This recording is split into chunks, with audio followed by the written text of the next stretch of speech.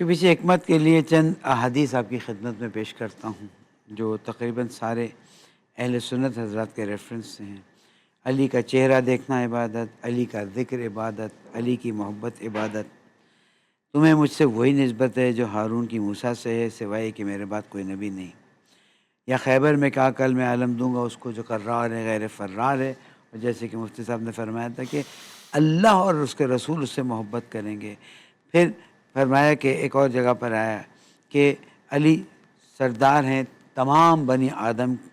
پھر یوم خندق فرمایا علی کی ضربت ثقلین کی عبادت سے بہتر ہے۔ پھر حضور اکرم نے فرمایا مسجد نبوی میں جتنے دروازے کھلتے ہیں لوگوں کے گھروں کے نزدیک سے سب ساتھ تھے، ان سب کو بند کروایا سوائے حضرت علیہ السلام کے دروازے کے، وہ کھلا رہا۔ اس کے بعد فرمایا کہ علی مجھ سے ہے، میں علی سے ہوں۔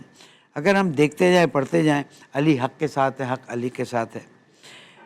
اگر کسی کو آدم کا علم چاہیے دیکھنا ہے، کسی کو نوح کا تقدس چاہیے، کسی کو ابراہیم کی استقامت چاہیے، کسی کو موسیٰ کی طاقت دیکھنی ہے، کسی کو عیسیٰ کی عبادت دیکھنی ہے، تو علی بن ابی طالب علیہ السلام کو دیکھ لو کہ کس طرح سے۔ اب جن کی اے علی لا یحبک الا المومن ولا یبغضک الا المنافق، میں پڑھتا جاؤں گا تو ٹائم ہی نکل جائے گا، کہ مومن تجھ سے محبت رکھے گا اور منافق محبت نہیں رکھے گا۔ اسی لیے اصحاب کرام رضی اللہ تعالیٰ فرماتے ہیں کہ حضور اکرم کے وصال کے بعد اگر ہمیں پہچاننا ہوتا تھا کہ ہمارے محفل میں منافق کون ہے، ہم علی کا ذکر چھیڑ دیتے تھے اور اس کے چہروں سے پتہ چلا۔ اب جس کی شخصیت یہ ہے جو میں مقدمہ فرمایا، اس کو قتل کرنے والے کو آپ کیا عنوان دینا چاہیں گے؟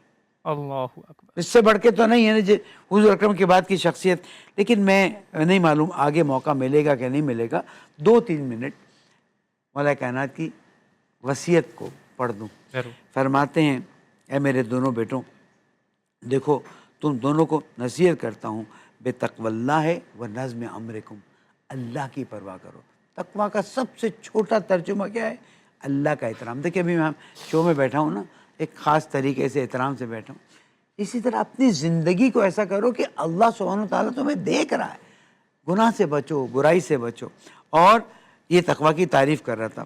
اور اپنے امور کو منظم کرو، ٹائمنگز کو سیٹ کرو، کسی چیز کو نا اور ٹائم پہ نہ رکھو۔ اس کے بعد فرمایا کہ دیکھو ایسا نہ ہو کہ دنیا تمہیں دھوکہ دے جائے۔ یہ فرمایا کہ قیامت تک آنے والے بچوں کے لیے میں کہہ رہا ہوں، اولادوں کے لیے کہہ رہا ہوں، اور ایسا نہ ہو کہ دنیا تمہیں دھوکہ دے جائے اور تم افسوس کرتے رہو۔ اور دیکھو اللہ تعالیٰ کے لیے عمل کرو، اور جو بھی ظالم ہے، یہ نہیں کہا شیعہ ظالم ہے، یہ نہیں کہا علی کے چہنے والا کوئی ظالم ہو، یہ نہیں کہا کوئی اسلام کسی چیز کی قید۔